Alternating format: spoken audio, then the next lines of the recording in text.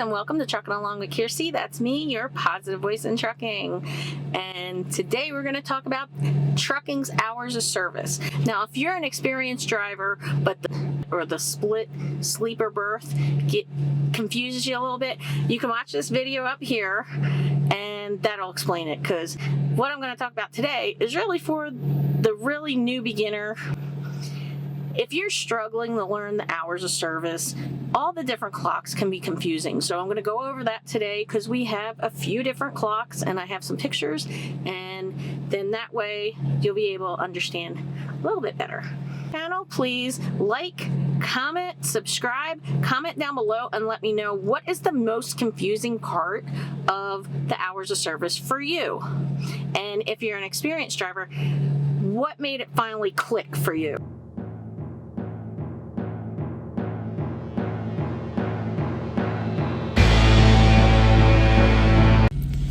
So what's considered examples of on duty? If you see over here, I'm on duty. This is on duty, not driving. So then in this remarks tabs, we can drop down and see the different things that are considered on duty. Vehicle inspection, fueling, loading, unloading, roadside inspection, accident scene, training, instructor PSD requirement. So that would be like if I was your PSD instructor, I'm sitting in the seat next to you, you have your permit and you're driving. Tire check, yard movement, I'll talk about yard movement in a second. Securement check, that's usually for flatbedders. Moving to the dock from the staging area or vice versa. Picking up and dropping a trailer washout, pre-trip, post-trip, and checking in at customers. So these are all considered on duty. So something to be aware of. Roadside inspection. Anytime you're talking to an officer, you need to be on duty. Something else that drivers will do is if they're sitting at an accident scene. Now, this just says accident scene. I've done this for accidents that I was waiting for, like I'm stopped on the highway for 20 minutes because somebody hit each other in front of me, something like that. Doesn't necessarily mean your own accident, for example. So a lot of drivers, experienced drivers, will tell new people to go off duty while they're sitting there because the longer you're using your clock on duty time, you're eating up your 70-hour clock for the week. You make money while you're driving. You're not making money while you're waiting on the highway, waiting for the traffic to clear out. So, just be aware, if you are stuck sitting there even for an hour because of an accident scene ahead, and you're not able to move, if you go off duty and an officer comes up and the officer, wants to see your logs, he can put you in violation for being off duty. You are sitting behind the wheel of the commercial vehicle, and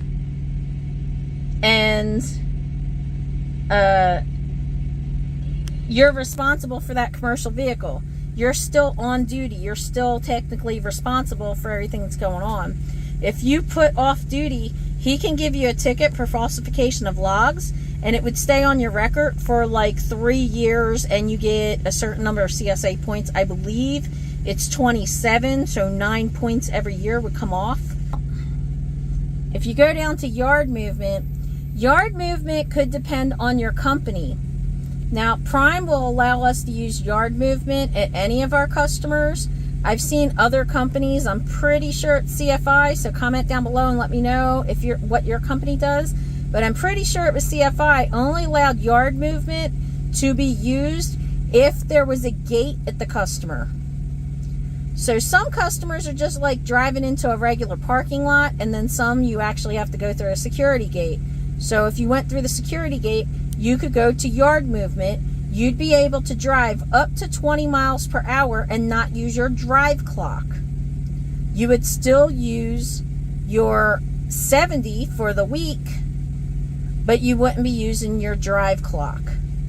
And yes, the yard movement also counts towards your 14-hour clock. So you cannot use yard movement past your 14-hour clock for the day, and it will eat up your 70.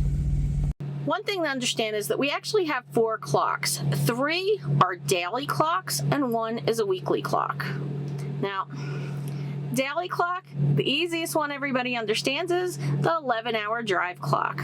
You have 11 hours to drive throughout your day. That's it. You can't drive 11 hours and 2 minutes. Nope, 11 hours. And honestly, I don't drive 11 hours every day. Sometimes I'll drive 5 hours, sometimes I'll drive 10 and a half. It varies from day to day. The next one that's easier to understand is that from the first moment that you go on duty, now on duty could be driving, it could be doing your pre-trip on duty, it could be checking in a customer. Say you parked there for the night and you just got up and said, okay, I'm going to go clock in and then I'm going to come out and walk around my truck and do all the inspection or whatever and then go into the customer, go into the dock. But basically, the start of your day, the very first minute that you did on-duty time, whether on-duty not driving or on-duty driving, start your 14-hour clock, and you cannot drive past the 14 hours. So if you start driving at midnight, and that's when you started your clock, say you went on duty to pre-trip at midnight, okay, you would not be able to drive past 2 o'clock that afternoon, okay?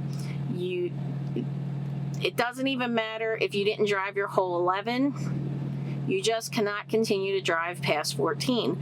The exception is, again, that 8-2 split rule, which I don't suggest you try until you understand your hours of service. We have an 11-hour driving clock.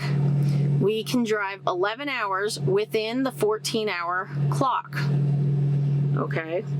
The 8-hour rest break clock is one that confuses people a little bit, but basically you have to take a 30-minute break every 8 hours.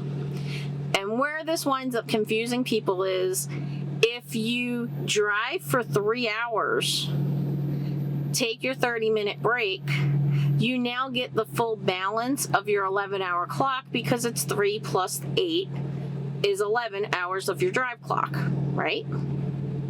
So the best thing to do is to not take the 30-minute break until after you've been driving for 3 hours. Sometimes that's not always possible. Say you drive for 2 hours, you go into a customer, and you're in the dock for an hour. Now, you just got another 8 hours. But that means you drove 2 hours, and now you have 8 hours that are available right now to drive. But 2 plus 8 is 10. You still have 1 hour behind the drive clock that you can't get again until you take an additional 30-minute break. And that's where it becomes confusing for people, because sometimes they're not realizing different software services on our Qualcomm. Some people have PeopleNet. I think there's one called Just Trucking or My Trucking or something. Zonar. These are all different softwares that people use to track our time. Mine is a Qualcomm with OmniTrack software. Now, in this example, if you look up top, that 5:01, that's 5 hours and 1 minute that I have available on my drive clock right now. If you look down at the summary tab, it says 8-hour rest break, and it has full 8 hours. That means I don't have to take another half-hour break for 8 hours. The reason why is because I already been parked here for a half hour. Yeah, it took me that long to do my makeup, right? It probably doesn't look that good because, I'm in the truck. But it took, because I already took that 30-minute break, it filled that 8-hour clock back up.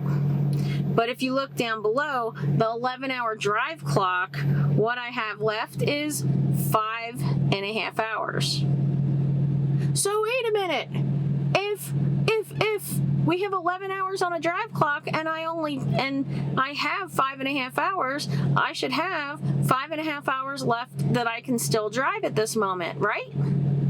Wrong. Because 5.5 plus 5.5 would be 11. The reason that we don't is because my 14-hour clock is still ticking down. So earlier when I said you have 11 hours to drive within the 14 hours, you have to drive those hours within the 14 hours. I was parked earlier for quite some time. So what wound up happening was, if you look on the next line, it says 14-hour on-duty clock allows me to have 5 hours and 1 minute. So when you're looking at all these clocks, what's going to be up top that says DOT, what's available, is always going to be the absolute minimum, because it's going to take the lowest one of all the clocks. So you might hear drivers say, my 14-hour is eating my clock, or it's eating my drive time. It's this type of scenario. As my clock keeps ticking down on my 14, it's actually going to keep wearing away at my drive time. If you look in this next picture, that's actually during the time that I'm sitting here talking and setting up the camera and all that stuff, that 4 hours and 51 minutes. So if you look up top, now it says 4 hours and 51 minutes is what I'm available, even though I have 5 hours and 31 minutes available on my drive clock. My 14-hour clock ate some of that time away. So what's always going to be up top and available to you is the smallest possible number. So those are the 3 daily clocks. Now, the 4th clock we have is the 70-hour on-duty weekly clock. And this confused some people because it's 8 days, not 7. If any of you people know why, comment down below, because I don't know why they did it like that. But if you look, what I have available right now is 38 hours and 35 minutes. Now, the 70-hour clock confuses people sometimes. The trucking hours of service, it can take some time to get used to, and new people really get frustrated and they kind of put themselves down, but it's confusing. Don't worry, we'll get you through it, okay?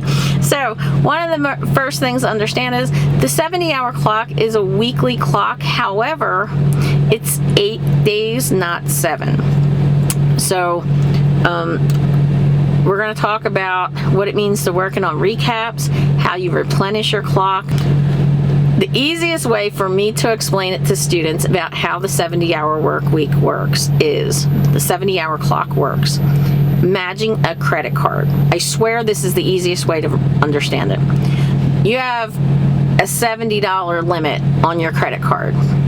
As you start using that credit card, that limit is coming down and down and down. So if you look on my clock right now, what I have available as an available credit is 38 hours and 35 minutes. If you look at it that way, it's easier to understand. You have a 70-hour limit, and then you have what's available balance. How do you replenish your clock? Well, imagine you are going to pay off your balance. The way to pay off your balance here is to take a 34-hour reset. So if you look at my 8-day log here, I took a week off last week, had the Highway Diamonds event here at Prime Inc. So you'll look and see that from April 13th through April 16th, I have no drive time, I have no on-duty time. I was off having fun with my friends, right? So on 4/17, you see that I used 8 hours and 55 minutes of driving time and 9 hours and 13 minutes total of on-duty time, which includes driving, pre-trip, and all that good stuff. So what's going to happen is the way you make a partial payment or a minimum payment on your 70-hour clock is we do what they call recaps. So when you come off of a 34, your driving per day is going to start at the top line, and it's going to keep moving down.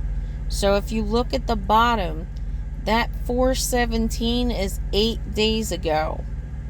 So tonight at midnight into April 24th, what I'm gaining is the 9 hours and 14 minutes, 9 hours and 13 minutes on my clock. So I can use that 9 hours and 13 minutes any way I want. It gets added to my 70 clock for the week. And I could use it, say, 5 hours of driving and then 20 minutes of pre-trip and 20 minutes of checking in a customer. It doesn't have to be 9 hours of driving. It doesn't have to be the 8:55 of driving that I used last week. But basically, what I used 8 days ago is going to get credited at midnight.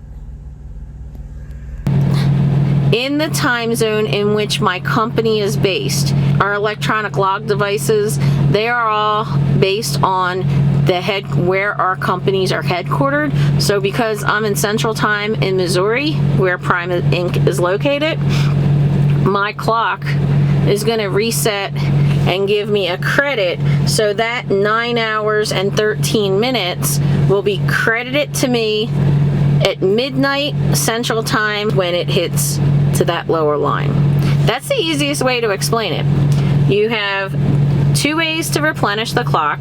Take a 34-hour reset, and boom, your 70 is back. It's just like paying the full balance of your credit card. If you wait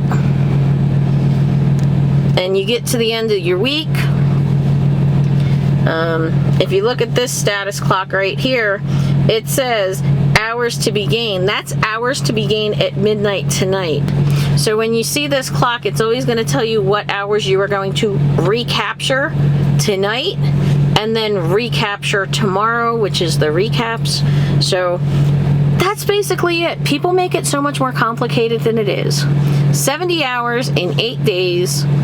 You can either take the 34 reset to completely finish the clock and build it back up, or you're going to wind up earning back at midnight what you used 8 days ago.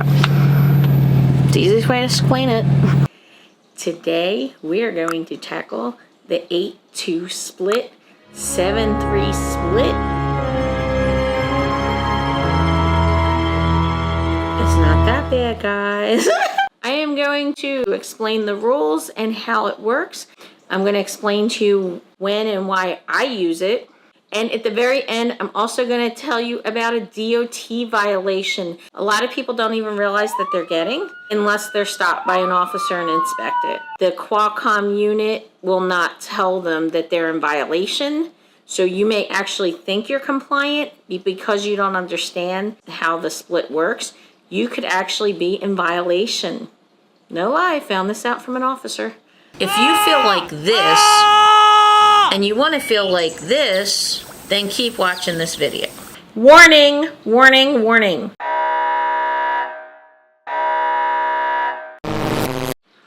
Do not try this until you understand your hours of service. A lot of new people don't even understand the whole hours of service and how it works and how recaps work. So if you're trying to understand this and work it, it might not work out well. Do it when you have a lot of time on a load that you're definitely not going to mess up, because I don't want to be responsible for you screwing something up. She'll be like, "This, you'd be telling dispatch, Kiersey told me to do this." No, I didn't. So what is the 8-2-7-3 sleeper berth rule? What does that split do? What it does is it breaks your 10-hour break into 2 separate segments. The only way to completely reset your clock is to do a full 10. You are never going to actually fill your 11-hour clock and your 14 completely unless you do a full 10-hour break. You cannot do the split and expect to get 11 hours on your drive time. It's not going to work like that.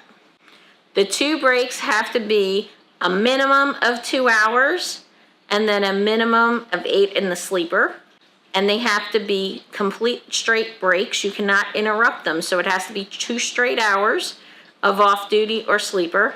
The 8-hour would have to be 8 in the sleeper. Same thing goes with the 7-3.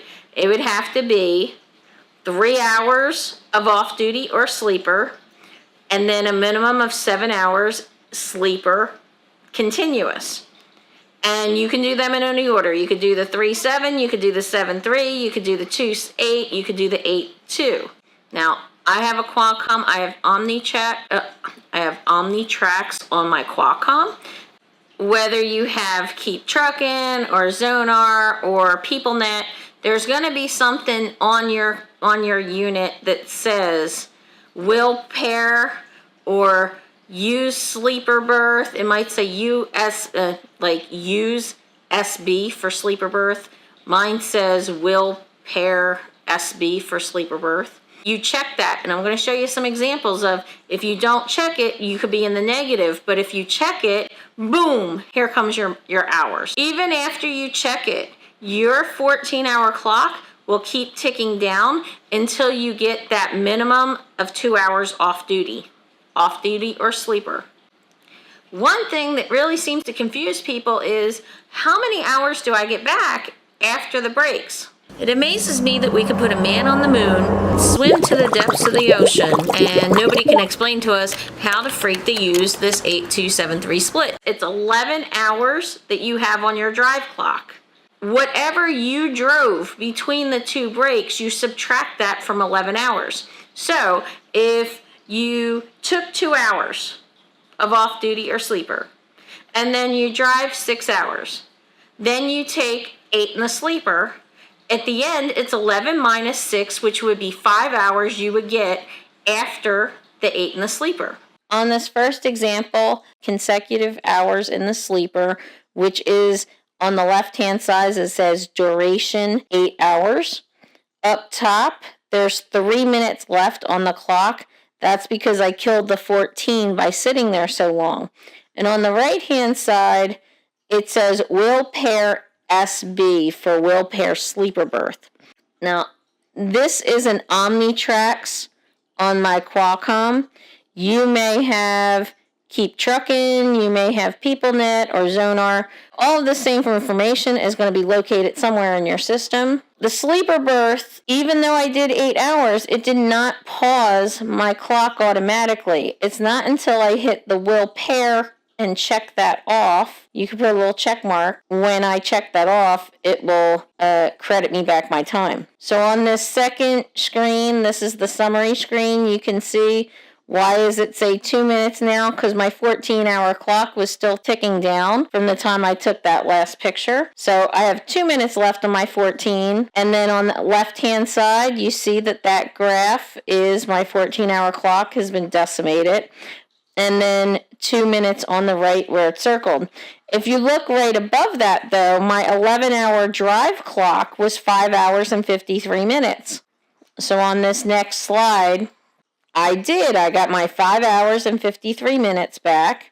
Why? All I did was check that will pair sleeper berth. If you take a break for more than 2 hours, you will pause your 14-hour clock and you will be credited with whatever time you went in and started that break.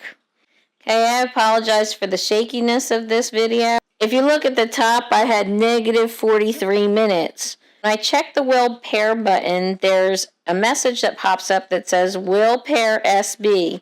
You will be in violation if you do not follow the requirements for the splitting sleeper berth.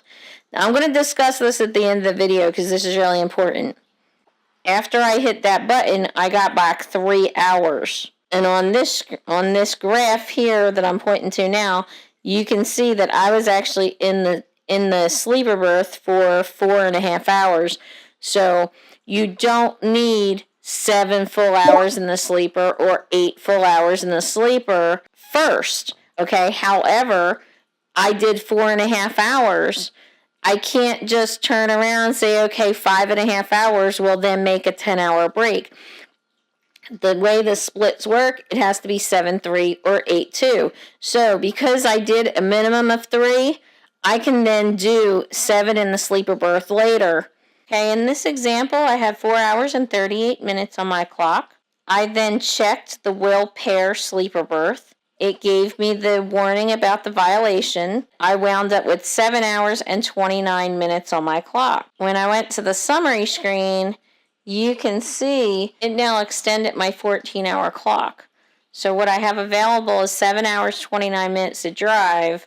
There was a little bit of time behind that, but I'd have to take a half-hour break to get that because of the 8-hour rest break clock. And I'll do another video about the separate clocks because I wanted to keep this as an 8-2 split video. Say we did 7 hours in the sleeper on our first break.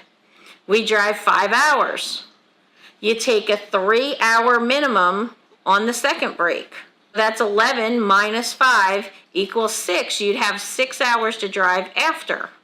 You can also do these back to back. If you took 7 in the sleeper and then you drove for 4 hours and then you did 3 hours of off duty, so you'd have 11 minus the 4, which would leave you 7 hours after you completed the second break in the 7-3 split. But if you turned around and did another 7 in the sleeper, it would calculate the first 3 hours, then you drove 7 hours, now you take 3 hours, it's 11 minus 7 that you drove between the 2 breaks, which equals 4. You can keep rolling it like this. Why would you use this, and when do I use it, and why do I use it? In the beginning, I used these a lot. I would get to the customer so far ahead of time that I'd have 8 full hours that I could stay in the sleeper. Then I would have time to go and drive into the customer, get unloaded, and then after I got unloaded, guess what? Now I just completed the 8-2 split because I was in the dock for more than 2 hours. So I had almost a full clock to roll out with. I was using them in situations where I didn't have a full 10-hour break before I went into the customer. I also used it, when we talk about flipping the clocks, it's a 24-hour job. We don't really have a schedule, but I was using them to try to get myself back on a schedule that I liked. I prefer driving at night. So I would go in the sleeper during the day, which would then flip my clock back to where I wanted it to be, and I could drive at night. I also used them for parking situations. Say I was going to deliver in Atlanta. I drive 5 hours and I'm getting closer to Atlanta. The parking's starting to fill up. I would stop and do the 8 in the sleeper then, and then I could leave out. And what would I have? Because I drove 5 hours, I went in the sleeper for 8 hours, I'd have exactly what I stopped with. So coming out of the sleeper, I would have 6 hours to drive. So I used it for parking situations. Sometimes it was just, hey, I'm exhausted and I want a nap. So I would stop and I'd just go stop and park and go take a nap for a couple hours and then get up and run. And a lot of times customers, being in reefer, we're sitting in the docks all the time. So we go into the customer, we could be sitting there for 4 or 5 hours. You know, do I want that to be wasted time, or could I add that? Can I just run after I leave and then add the 7 in the sleeper to keep me going? I use it a lot to have the customer prevent me from being late to the receiver. But again, you ask 100 truckers how to do something. If you tell 100 truckers to pick up from LA to deliver in Jersey, you're going to have 100 different places that they stop, 100 different routes that they take. You know, everybody's going to have different ways that they drive. So one way to, utilize this 8-2 is to make it yours. Make it yours. But remember, minimum of 2 hours You have to do a minimum of 8 in the sleeper. Minimum of 3 hours off duty or sleeper. You have to do a minimum of 7. 7 in the sleeper. When it comes to DOT violations, a lot of people don't understand. There is a message that says not completing this sleeper berth break may put you in violation. Guess what? A lot of people think, okay, I'm going to go pause my clock for 3 hours. I'm going to do 7 in the sleeper later. And then guess what happens?